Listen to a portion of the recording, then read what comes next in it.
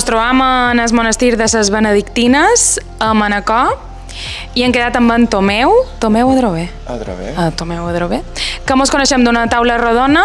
I bé, aquest capítol és sobre en Josep Ferragut i Pou, que a part de moltes coses era creient, catòlic i del col·lectiu LGTBI, i ens ha paregut una dualitat molt interessant, sobretot en els temps en els que estem, perquè a vegades se pensa que si ets d'un col·lectiu no pots ser d'un altre.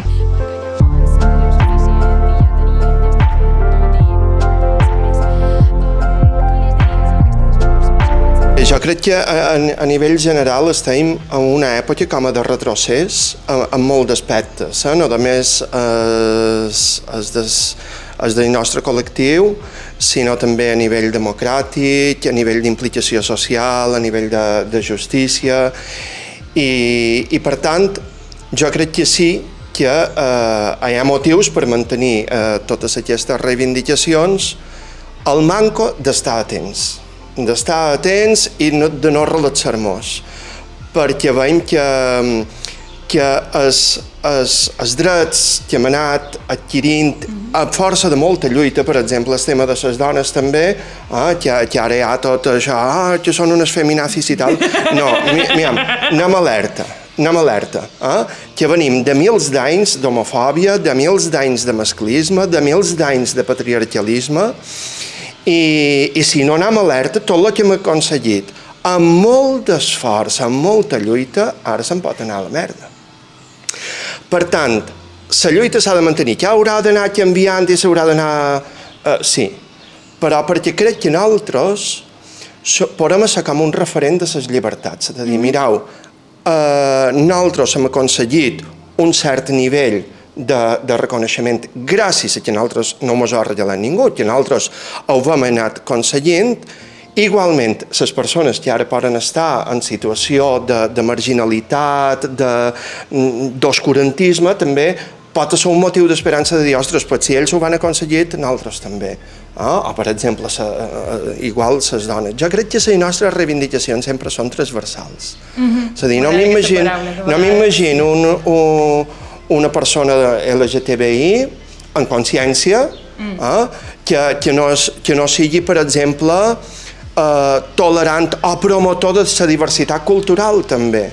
Bé, això ho tens com a molt entre sa i sa, ara totes la culpa és dels immigrants. No, mira, perdona que te digui, la culpa serà dels banys, la culpa serà dels polítics. Però els que han pujat el preu de la vivenda no són els immigrants. Si els immigrants viuen 4 famílies a dins una habitació, per favor, que més nosaltres sols explotam, que els hi poden pagar 7 euros l'hora perquè ens venguin a arreglar no sé què. La culpa no és d'aquesta gent que venen a cercar una vida millor. La culpa és dels bancs que ara especulen en tot el que se varen quedar a partir de la crisi del 2008, de tots aquell excedent de vivendes, i ara especulen amb això. No anirem a fotre faves i a desviar l'atenció. I clar, tots aquests col·lectius, jo crec que quan s'ha sentit marginat o amb possibilitat d'estar marginat, desenvolupa una sensibilitat cap en els que també poden estar en situació de marginalitat. I per això crec que és una lluita molt més gran. No només, i m'agrada molt veure a les manifestacions i tot això. Bé, jo no hi vaig anar. No hi vaig anar, però enguany hi has anat.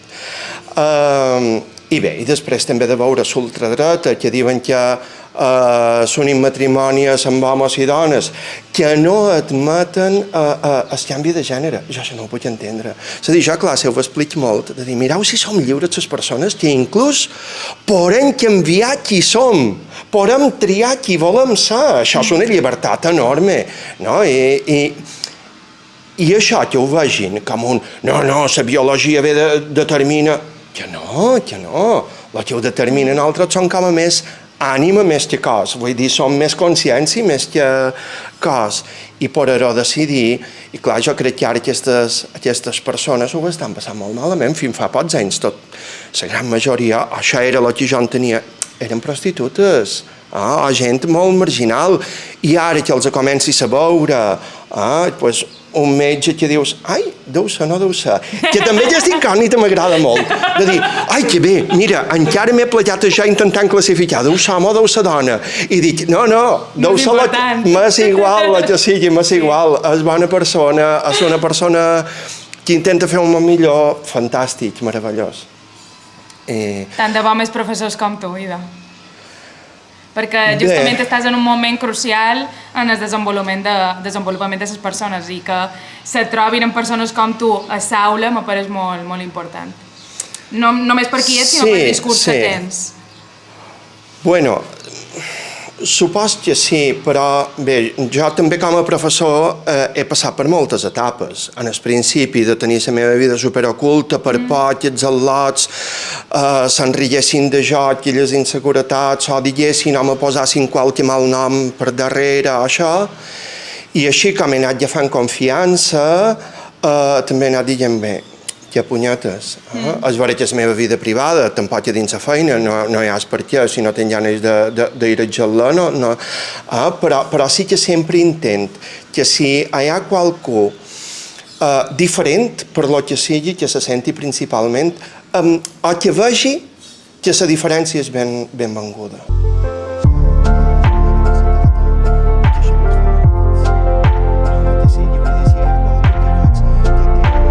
Entenc que hi ha persones que vista des de fora diguin vaja contradicció o vaja mal rotllo, no? Ho entenc perfectament perquè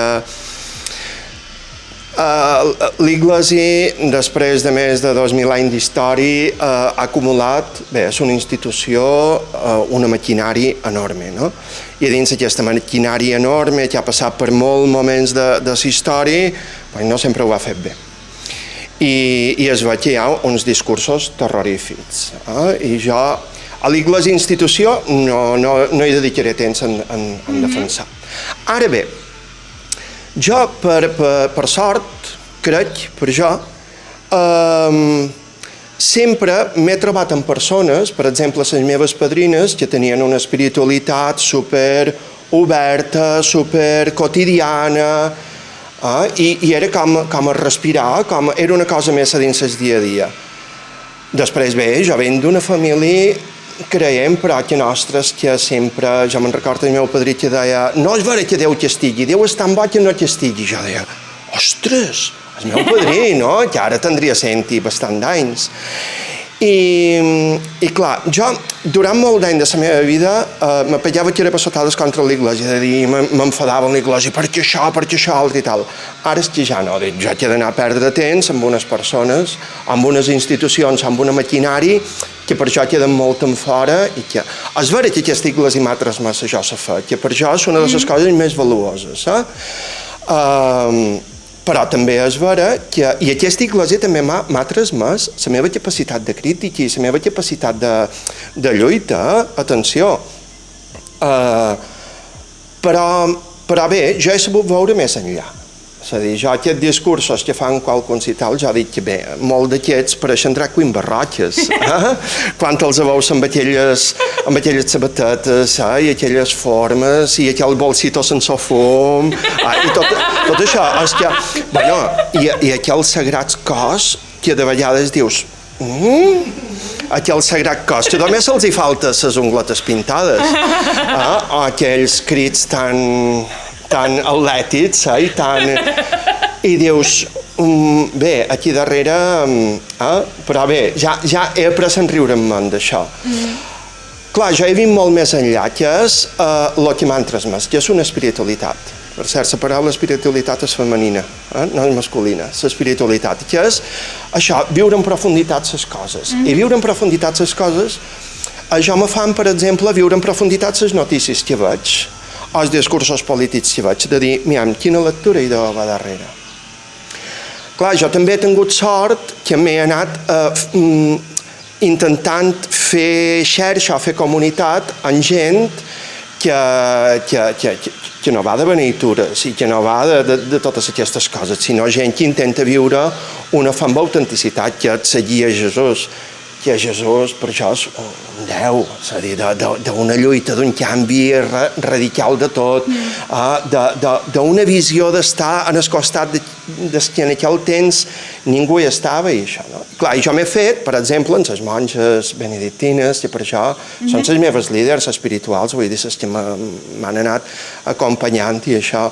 Altres persones, el meu home mateix és un gran creient. Sí, un gran enamorat de Jesús i pregallant junts i discutint les coses junts i tal.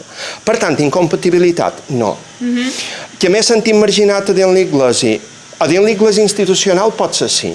És a dir, quan veig aquests discursos, ara amb aquest nou papa, que jo només el veig que el posen com a molt bé, però jo, el que ha dit fins ara, ha tornat en aquell barroquisme i el matrimoni entre home i dona, que no fa falta que diguis home i dona, digues matrimoni i així per ventura. Jo crec que seguirà més en els anteriors papes que no en en Francesc, però bé, queden fora el papa. Ara, a dins l'Iglésia sí que, és a dir, jo, i d'aquí va venir un poc aquell article que vaig publicar, sí que me vaig sentir molt malament quan me vaig casar, ara fa més d'un any i mig, i vaig veure que no... Fa poquet? Sí, dia 2 de febrer de... Sí. No sabia això. I vaig veure que, clar, no podia fer un curs prematrimonial, no podia anar a l'Iglésia, i dic, com? Una cosa molt essencial a dins l'Iglésia, molt principal, que són els sacraments, que són com un moment molt importants, jo no hi puc anar. I aquí me vaig sentir molt malament. És veritat que les benedictines me varen dir, ei, nosaltres te beneirem. Ens varen preparar aquí una festeta, varen preparar tota una benedicció, la abadessa d'aquí ens va dir, ara vots ser vosaltres, bé, jo allà vaig plorar com un nin petit. Normal. Perquè que les nostres líders, que per jo són com unes sacerdoteses, mos diguéssim, vos beneïm, vol dir, deim bé de vosaltres.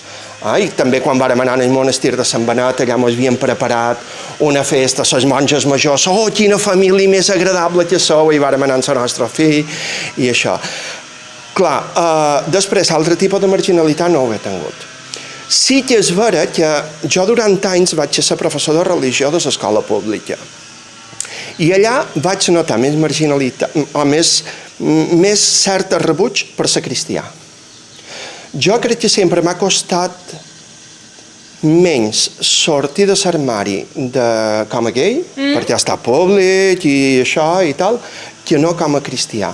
Clar, jo me moc en uns ambients més alternatius o més d'esquerres, i a dins d'aquests ambients... Clar, com? I ja me feia molta peresa haver d'anar justificant. Jo m'he de justificar de per què som gay, de per què està frare, ja arribo a una edat en què ja no me vull justificar. Som així, i punt. Som cristià fins a la mèdula, i punt. Som gay perquè la naturalesa de Déu m'ha fet així, i punt. I n'estic orgullosíssim de tot. I això, però vull dir, jo reconec que massa oposició no n'he tinguda. Tampoc me n'he anat a cercar-la.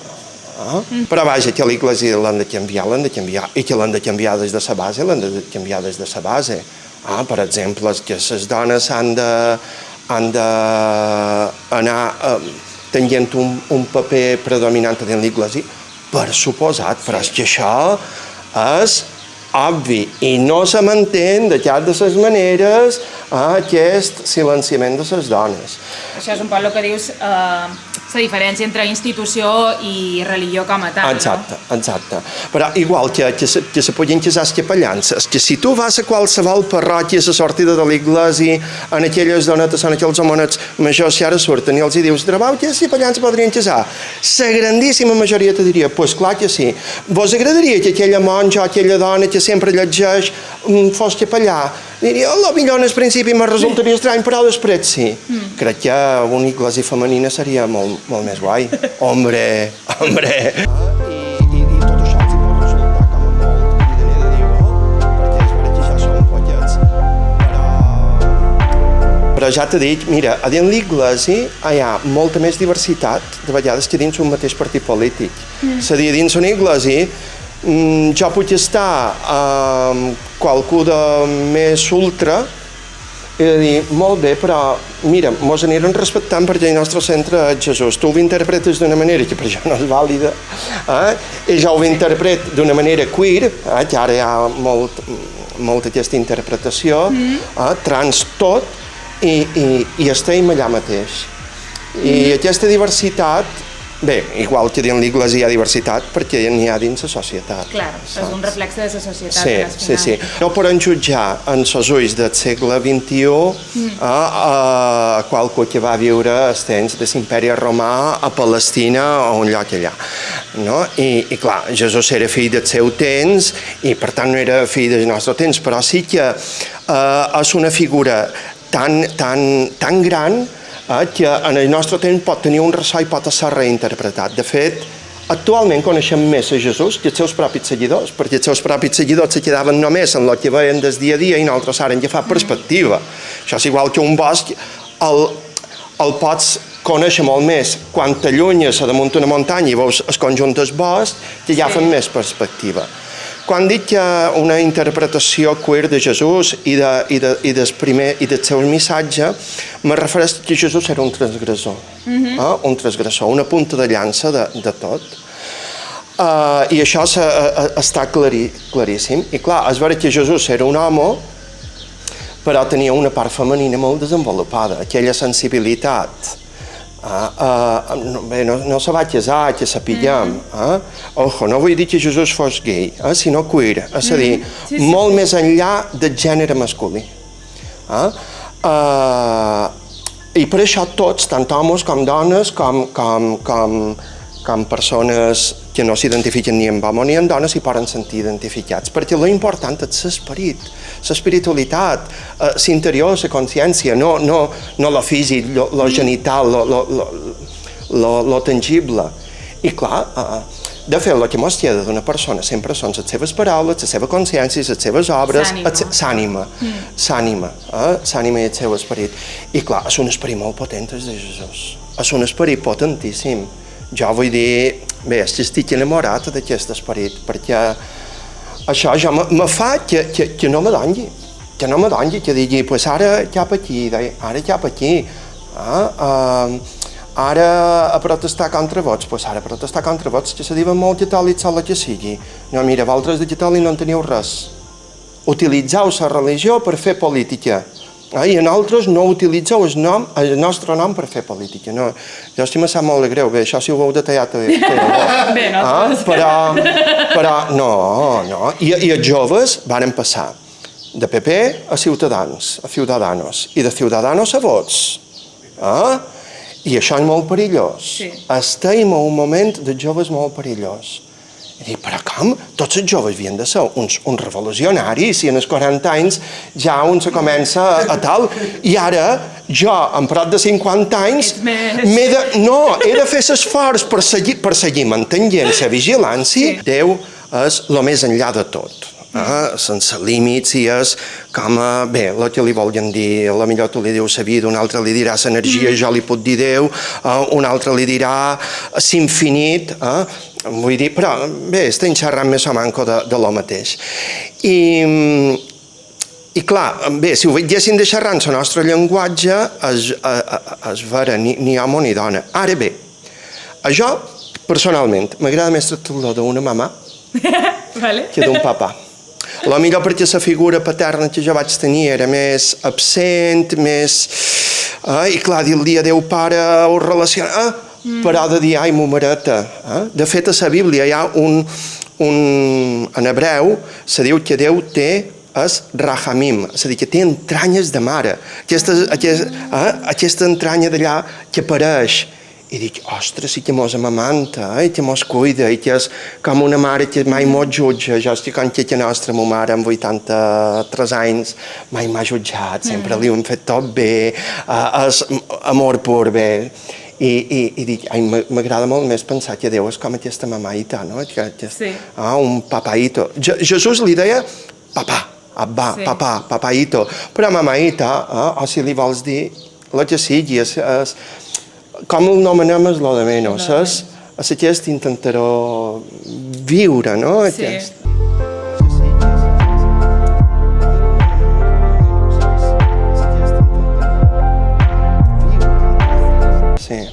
De fet, en Joan i jo abans estàvem xerrant de que jo al manco sent a lo millor que la gent necessita a lo millor per una persona és l'astrologia i per l'altra persona és la religió. Però sí que en aquest moment de la vida, de tanta incertidumbre, de no saber què passarà l'any que ve, de no saber què passarà demà mateix, de notícies nefastes tot el dia, necessites algo en lo que creure. I per una part crec que molt de jovent està tornant a l'Església, que després aquest jovent sigui també anti-immigració i tal, és una altra qüestió. Sí. Però sí que he vist molta gent molt jove que està tornant a l'Església.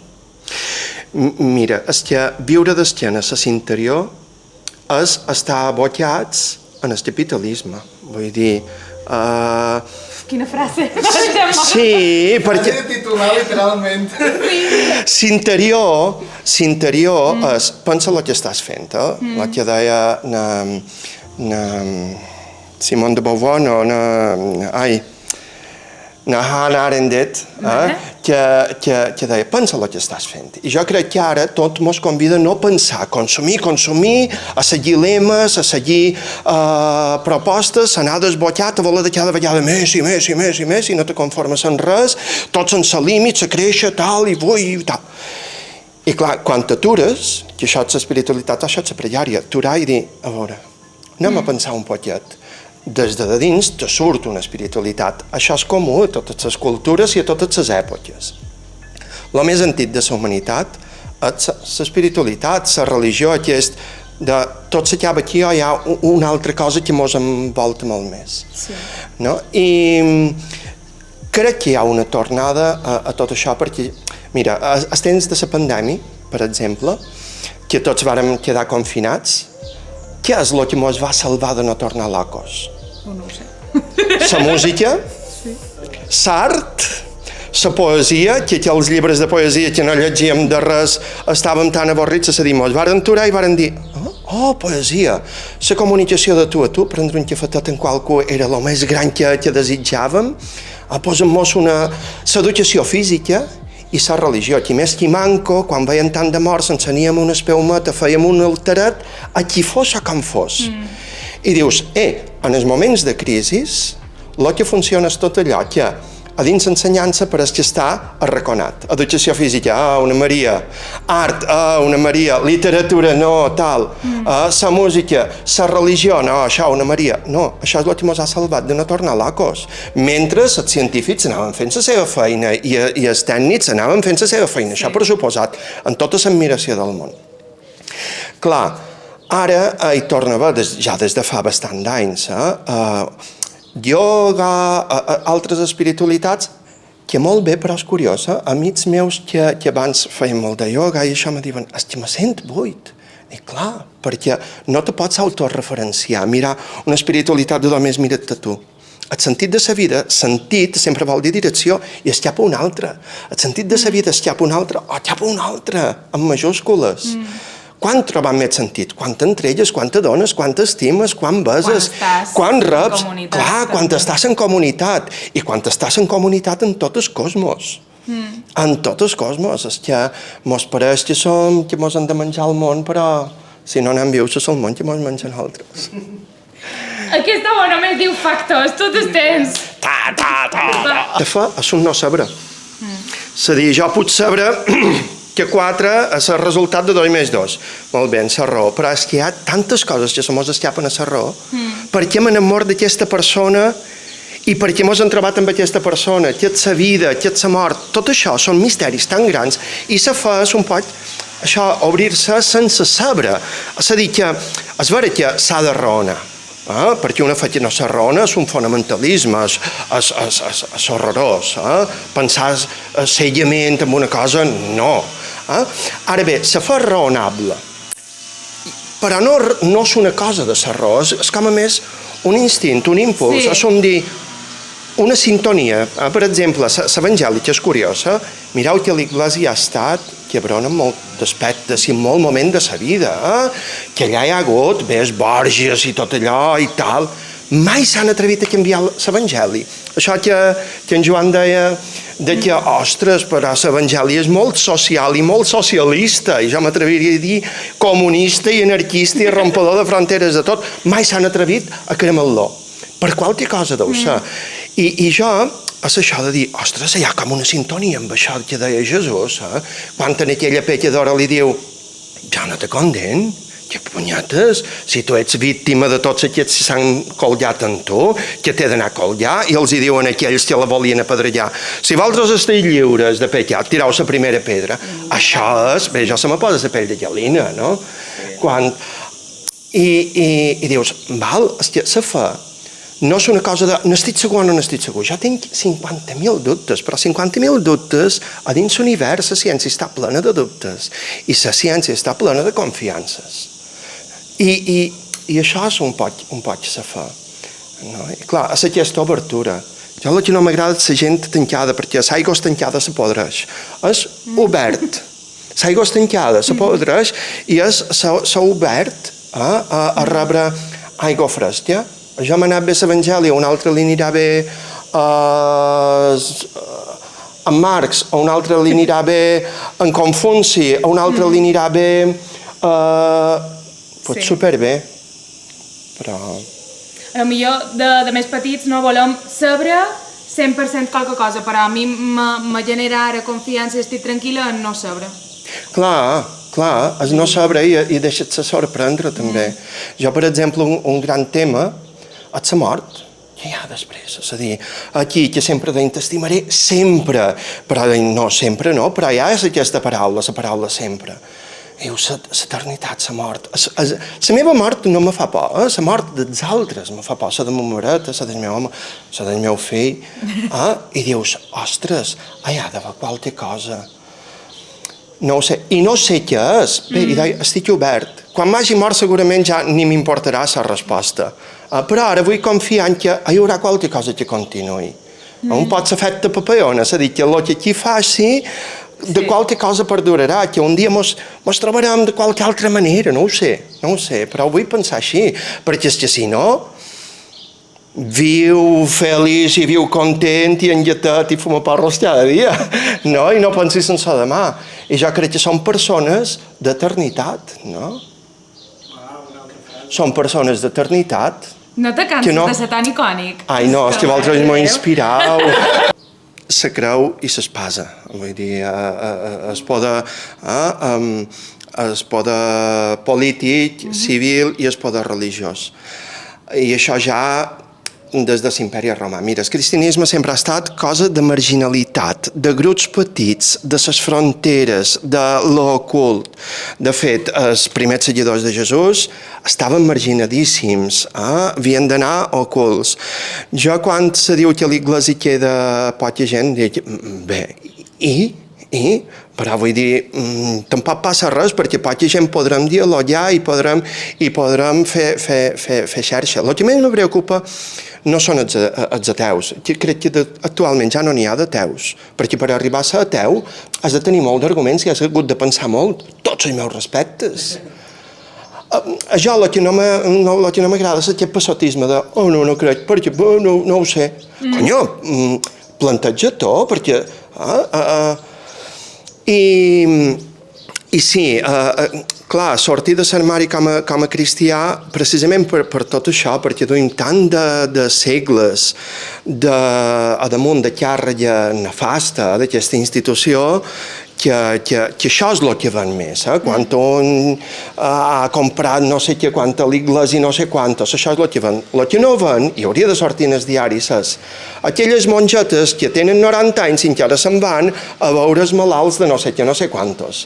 Aquella mare de família que gràcies a que és de matí resa, d'allà li surt energia per tirar endavant. I això no surt a les notícies, això és el llevat que realment fa que es pa fermenti. La resta, sí, és molt cridaner i s'ha d'erradicar, per suposat, però jo el que m'interessa són aquestes petites coses. Mira, aquí també hi ha 3 monges, majors, discretes, però són 3 monges que quan xerres amb elles en 5 minuts veus allà una força, veus allà que dius aquí hi ha molt, aquestes dones haurien de ser exemples, haurien de ser models, no? o aquella padrineta nostra que està oculta, que sense tenir lletra i la veies allà resant el rosari cada cap vespre i dius, quina cosa més inútil. No, allà darrere hi ha molta saviesa. Però bé, crec que també un món molt mediàtic i molt cridaner i molt de flash, doncs clar, tot aquest missatge no cala. Però se segueix cercant, i clar que sí. Jo, per exemple, en 15 anys me vaig trobar en l'Evangeli i dic, joder, com no m'han donat abans en això, si això és el que jo volia. Després vaig ingressar dins Esquerra Unida, vaig estar militant dins Esquerra Unida i això, però el meu origen era l'Evangeli, perquè veia que era una concreció de l'Evangeli. I no ho sé, però no res de l'altre món. Jo molt d'amics de vegades diuen, no, és que tu tens una vida molt curiosa perquè has d'estar frare. Bueno, sí, vaig a ser frare i anava vestit de frare i estava dins un convent, però allà de dins se viu el mateix que de fora, d'una altra manera, i allà dins és un laboratori que s'aprèn molt, És veritat que jo vaig sortir perquè me deixé desenamorar d'allò i me vaig enamorar d'un company. I clar, era incompatible, però no me varen marginar en absolut, sinó que me varen dir, rei meu, vos hem plegat. No haguessis sortit si hi hagués hagut una institució que hagués permès que dos capellans o dos frares haguessin estat junts. És vera que l'Església i el sexe sempre han tingut un conflicte. Bueno, totes les religions sense sexe, perquè el cristianisme encara és de les més obertes, direm, perquè hi ha altres religions que hi ha un conflicte en el sexe, i jo no ho entenc, perquè el sexe, quan està entès, el plaer, jo crec que el cel ha de ser un orgasme continu, un plaer continu, i és aquest momentets de dir que ni se compren ni se venen, que fugen ja de lo més comercial, quan estàs en qualcú despullat en tota tranquil·litat, despullat en tots els sentits, perquè quan te despulles davant qualcú a nivell físic, moltes vegades també t'hi despulles amb molt de complexes i de dir m'estima i estim. Crec que són moments màgics, que això m'ha costat molt per tot aquest prejudici social, no només religiós. A lo millor la religió hi va tenir molt que veure a dins, ho estic fent malament, això no se toca, això no se mira, això s'ha de mallar. Bé, però que ara ben pensat dius, és que són moments que el cel deu ser així, un orgasme continu. De fet, jo crec que és Big Bang. Sí, no? La gran explosió divina de fruit d'aquell amor va sorgir tota aquesta bellesa. Metafòricament xerrant, suposo que no va ser així, però m'agrada molt pensar-ho, com aquella gran explosió, aquella fluvi de tot, que a partir d'allà sorgeix tot i se crea vida i se creen coses guapes. Pensar que som fills d'un orgasme. I que podem seguir donant plaer. I a més, en el sexe, quan te dediques a donar plaer a l'altra persona, tu tens un plaer molt diferent, però dius, ostres, que guai, que vibri, que jo el faig vibrar, és com la música, no? Segons quines tecles que toques. L'erotisme és preciós. La pornografia ja no tanta, perquè la pornografia hi ha molta utilització de lo cosificat i està molt adulterat, el sexe adulterat per la indústria. I per vendre. I per vendre, atenció, però l'erotisme, uau! I crec que hi ha molt de camí per recórrer. Mireu que fa anys que el sexe està bé, a damunt la terra. És que de vegades pareix que la jerarquia té por a ella mateixa, més que en el poble. Mira amb el papa Francesc, que no vaig canviar gaire cosa, només eren paraules guapes, perquè no vaig canviar ni el dret canònic, vull dir, les normes, no vaig canviar massa cosa, però just aquell diàleg de qui són jo per jutjar. O si teniu un fill homosexual, no el tragéssiu de fora, coses ben normals, ja se va guanyar l'aplaudiment. És que per poc que facin aquesta gent, se guanyaran el nostre aplaudiment, és que els ho posam ben fàcil,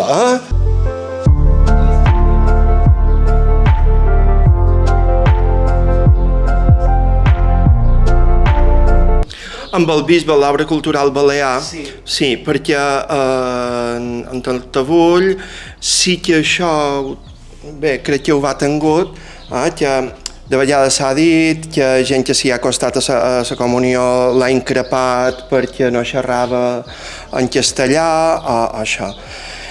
I això que dins l'Església diocesana, dins el bisbat, ja se fan moltes coses en castellà. I ell de vegades, bé, sempre s'ha mantingut fidel en el català i va fer una taula rodona, no hi vaig anar, tampoc la vaig seguir, però, per exemple, les benedictines d'aquí sí que varen rebre reconeixement de mèrits de l'Escola de Mallorquí per resar sempre en català i mai haver resat en castellà, quan tots els llibres, ahir elles mateixes ho varen traduir tot això. Clar, és que sempre hi ha hagut com a dues iglesias, una, l'iglesi jeràrquica, oficial, oficiosa i tal, i després l'iglesi del carrer, i l'iglesi petita i això, que sí que sempre s'ha mantingut. Aquí, fa uns anys, la majoria del clero era del PCM, i d'esplais, i de no sé què. Sí, l'Iglésia sempre ho va tenir molt clar, molt de missioners que se n'anaven, se podria replantejar tot això dels missioners d'anar allà a posar la fe d'allà, no? Com la de Juniper Serra i tot això. Bueno, però sí que és vera que missioners que jo he conegut eren els grans protectors de la cultura d'allà, que anaven allà i prenien l'idioma, i no només aprenien l'idioma, sinó que feien diccionaris d'allà, el promovien l'idioma, la cultura, les tradicions d'allà, i eren garants d'això. Jo crec que ara també el que han tingut ha estat que ve molta gent cristiana d'altres països que xerren en castellà. Clar, ja han de fer l'esforç per adaptar-se aquí a moltes coses, deixen la família allà, són persones que pateixen molt quan venen aquí i diuen, i si a més he d'aprendre un idioma nou, jo els entenc. És vera que se queden aquí, que el desitjable seria que quan fa un parell d'anys ja s'apuntin a qualque curs o que facin l'esforç per entendre-ho. Clar, molta d'aquesta gent ara omple les iglesias i crec que molt de capellans comencen a fer misses en castellà, fan misses en castellà, perquè les misses en català de cada vegada hi va més poca gent i gent major. És un poc també el que xerràvem de que si jo tinc un dret, perquè també és, no sé quina llei, però hi ha una llei que jo me puc anar a qualsevol establiment tant privat com públic o institució pública i puc xerrar català. I doncs el meu dret implica una obligació a una altra persona del manco entendre-ho. Jo no obligaré a ningú a xerrar un idioma que no se senti 100% còmode. I també en el final, jo també he estat fora i m'he sentit incòmode perquè no xerrava la llengua d'allà, però és qüestió de l'incomoditat d'uns mesos te farà estar superintegrat d'aquí uns anys, és a dir, tampoc han d'estar... I la cultura de lo immediat fa que no vulguem que ningú passi malament, però sí, és vera que potser si vens d'Argentina i vens aquí i no saps català, els primers mesos no entendràs, Sí. Però no passa res, aprendràs. Jo crec que des d'Espanya mos han posat molt que xerrar en català ets un mal educat i has de ser educat i per tant, com que tu també saps castellà, els hi has de xerrar en castellà. I mos han de llevar un poc aquesta mania que mos han imposat de que som uns mal educats, de que som poc respectuosos. No, mira, jo com que som molt ben educat, te vull fer partícip d'una cosa tan essencial per jo que és el meu món lingüístic. Que quan jo dic t'estim no és el mateix que dir te quiero. Perquè querer, te quiero és molt possessiu, quiero un cotxe, igual que vull, quiero, i t'estimes, te deix lliure, te respecta tu com ets i te valor com ets. I clar, però bé, amb aquestes polítiques que hi ha ara, que això ja seria, toquem LGTBI, Iglésia, o espiritualitat o cristianisme, i toquem temes culturals i temes d'immigració. Vull dir, és que tot és com a molt transversal. Però sí, se n'hauria de fer un... Jo veig ara, també, allà on jo faig feina, que la gran majoria dels alumnes, que són de famílies d'aquí, saben pel llinatge, saben més, tothom en castellà, però saben més anglès que català. I hi va haver un padrí d'un d'aquests alumnes que me va dir sí, és que abans, fa molt d'anys, A dins la família xerràvem en català i a l'escola mos deien «Tenés que hablar en castellano porque hace más bueno». Ara que vàrem aprendre en aquesta lliçó i a dins que nostra també vàrem començar a xerrar en castellà, a l'escola mos deis «No, ara també heu de tornar a xerrar en català». Com quedam? Això era un senyor de 80 i pico d'anys. Bueno, qui no se conforma és perquè no vol. Vull dir, la competència ha de ser en tots els idiomes, però és molt curiós que sàpiguen més castellà que català i que facin faltes d'ortografia i que els hi sigui ben igual. Això, veus, en castellà no se tolera i en català sí. I a més, que també una altra cosa que potser mos hem d'alliberar, aquest complex de no voler corregir, de dir, bé, com tal xerra en català m'és igual, si fa la L bleda, o si diu llum major, m'és igual, com tal que ho facin... No! Els meus padrins sempre me deien, això ho vaig dir malament, no se diu així, se diu així de sa. En castellà també en tots els idiomes. I deien, nosaltres ho hem de seguir fent. Molt bé perquè xerres en català, però no se diu llum major, se diu lluny major o llum major. I se pronuncien totes les... No ho sé, i hem de poder dir, no, anem a perfeccionar-ho. És una llengua tan guapa que l'hem de seguir cuidant.